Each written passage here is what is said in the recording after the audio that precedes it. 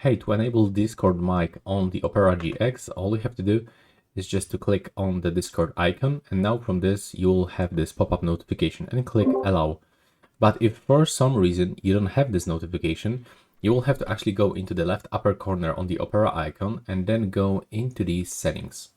Now scroll all the way down, then click on the advanced settings, and now click on this search settings and input microphone phrase.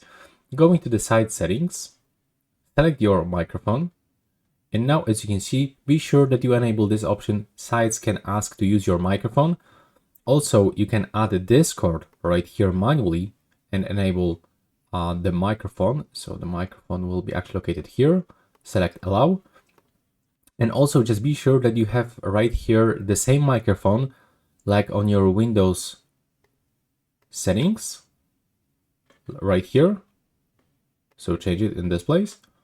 And also you can open this Discord and check for the microphone. So go into the settings, then open this voice and video and be sure that you have the current microphone. There we go.